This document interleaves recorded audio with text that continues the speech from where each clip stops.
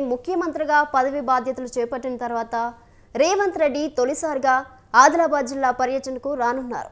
PCC అధ్యక్షుడి హోదాలో తొలిసారి 2021 ఆగస్టు 9న ఇంద్రవెల్లిలోని అమరవీరుల స్తూపం ఆవరణ వేదికగా జరిగిన ఆదివాసీ గిరిజన దళిత దండోరా సభలో పాల్గొన్న రేవంత్ రెడ్డి ఇప్పుడు ముఖ్యమంత్రి హోదాలో అదే వేదికగా జరిగే తెలంగాణ పునర్నిర్మాణ సభలో లోక్సభ ఎన్నికల ప్రచారాన్ని ప్రారంభించనున్నారు.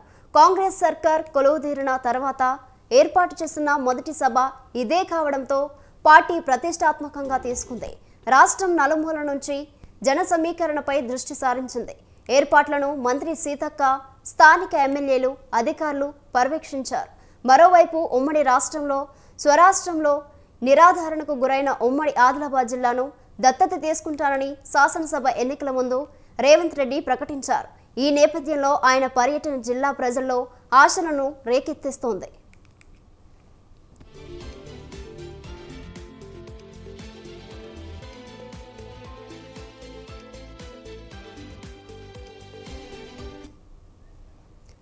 ఇదే విషయంపై మరింత సమాచారం మా ప్రతినిధి శ్రీనివాస్ ఫోన్లో అందిస్తారు. శ్రీనివాస్, ప్రస్తుతం మీ దగ్గర ఉన్న అప్డేట్స్ ఏంటి?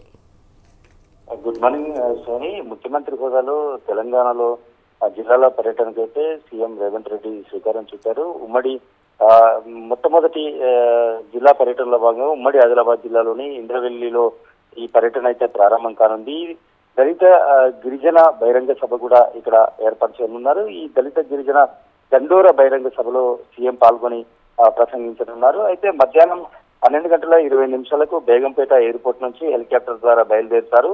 ఆదిలాబాద్ జిల్లా ఇంద్రవెల్లి మండలం కేశలాపూర్ లో ఏర్పాటు చేసినటువంటి హెలిప్యాడ్ కు 1:30కు చేరుకొని అక్కడ దిగుతారు. హెలిప్యాడ్ నుంచి నాగోబ జాతరలోని గుడికి వెళ్లి దర్శనం చేసుకుని అక్కడ ప్రత్యేక పూజలు చేస్తారు. 1:45 నుంచి 2:15 వరకు నాగోబా ఆలయ గోపురం ఆలయ అభివృద్ధి పనులను అక్కడ ప్రారంభిస్తారు. 2:15 నుంచి 3:15 వరకు నాగోబ జాతరలోని దర్బార్ హాల్ వద్ద పలు అభివృద్ధి పనులకు శంకుస్థాపనలు చేస్తారు.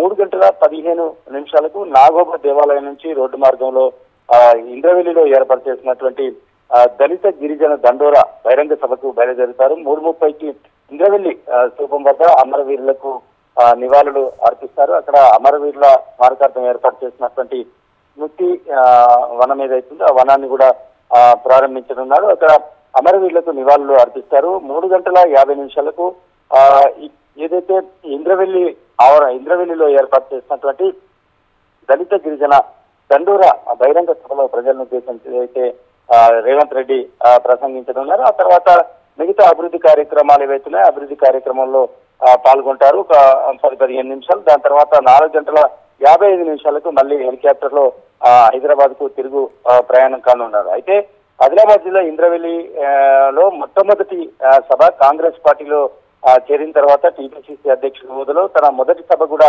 ఇక్కడే నిర్వహించి విజయం సాధించినటువంటి ముఖ్యమంత్రి రేవంత్ రెడ్డికి ఇంద్రవెల్లి గడ్డ సెంటిమెంట్ గా మారిందని చెప్పొచ్చు. ఈ క్రమంలో రాష్ట్ర ముఖ్యమంత్రిగా బాధ్యతలు స్వీకరించిన తర్వాత మొట్టమొదటిసారిగా ఆదిలాబాద్ జిల్లాలోని ఇంద్రవెల్లి మండలానికి రానున్నారు. ఆదిలాబాద్ జిల్లా నలుమూలల నుంచి ఈ భారీ బహిరంగ సభకు ఈ పర్యటనలో పాల్గొనేందుకు పార్టీ శ్రేణులు ప్రజలు పెద్ద ఎత్తున తరలి వెళ్తున్నారు. ఉదయం నుంచే ఇంద్రవెల్లి బాట పట్టారు. ఇంద్రవెల్లి అంతా కూడా ఒక కాన్వాయ్ తో వెళ్తున్నటువంటి పరిస్థితి ఉంది. అయితే ఇక్కడ ఈ సభకు సంబంధించి కానీ పర్యటనకు సంబంధించి ఎలాంటి ఇబ్బందులు తలెత్తకుండా ముఖ్యమంత్రి సభ సజావుగా నిర్వహించేందుకు ఇప్పటికే పూర్తి స్థాయి ఏర్పాట్లు కూడా చేశారు. అధికారులు ఇటు ప్రజాప్రతినిధులు జిల్లా ఇన్ఛార్జి మంత్రి సీతక్కతో పాటు జిల్లాకు చెందినటువంటి ఉమ్మడి జిల్లాలో ఉన్నటువంటి 10 మంది నియోజకవర్గాలు ఏవైతున్నాయో 10 నియోజకవర్గాలకు సంబంధించినటువంటి ప్రజాప్రతినిధులు అదేవిధంగా ఎమ్మెల్యేలు అందరూ కూడా ఈ సభను విజయవంతం చేసేందుకు భారీగా జనాన్ని తరలిస్తున్నారు. ఇందులో భాగంగా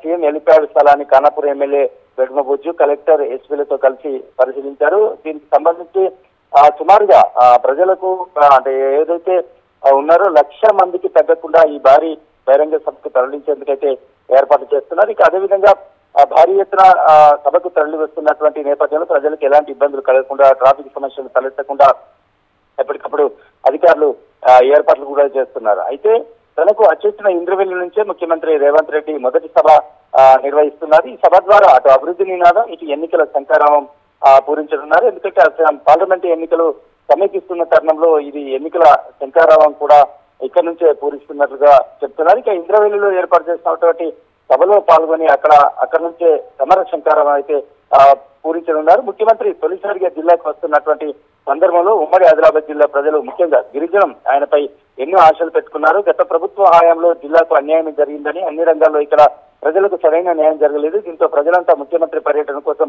ఆసక్తిగా ఎదురు చూస్తున్నారు.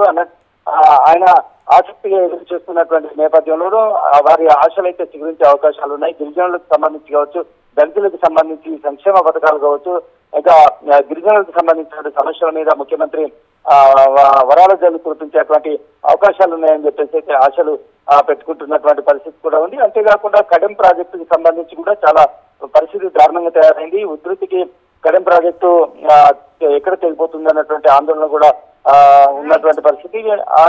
ఆ నేపథ్యంలో కడెం ప్రాజెక్టు ఇటు కొమరంభీం ప్రాజెక్టుకి సంబంధించి కూడా ఒక ప్రకటన చేసేటువంటి అవకాశాలు ఉన్నాయని చెప్పేసి కూడా ఆశాభావం వ్యక్తం చేస్తున్నటువంటి పరిస్థితి ఉంది. అదేవిధంగా ఇక్కడ ఇప్పటికే 6 గ్యారంటీలో 2 స్కీమ్లను అమలు చేసినటువంటి నేపథ్యంలో ఇదే బహిరంగ సభ నుంచి ఇక్కడ గృహజ్యోతి అంటే ప్రతి కుటుంబానికి 200 యూనిట్లు విద్యుత్, అదేవిధంగా మహాలక్ష్మి పథకంగా మహిళలకు ప్రతి నెల 2500కు సంబంధించినటువంటి 2 గ్యారంటీల స్కీమ్లను కూడా ఇక్కడ రేవంత్ రెడ్డి ప్రకటించేటువంటి అవకాశం ఉంది అని చెప్పేసి కూడా అందరూ ఆశాభావం వ్యక్తం చేస్తున్నటువంటి పరిస్థితి అవుతుంది. అయితే మొట్టమొదటిసారిగా సీఎం రానున్నటువంటి నేపథ్యంలో ఇప్పటికే సభకు సంబంధించి జిల్లా ఇన్ఛార్జి మంత్రి గత 3-4 రోజులుగా సీతక్క ఇక్కడే ఉండి సన్నాహక సమావేశాలు, సభను విజయవంతం చేయడం, అదేవిధంగా సభ ఏర్పాట్లను కూడా దగ్గరుండి పర్యవేక్షిస్తున్నారు. ఎక్కడ ఎలాంటి అవాంఛనీయ సంఘటనలు జరగకుండా కూడా పోలీసులు భారీ బందోబస్తు అయితే ఏర్పాటు చేస్తారు.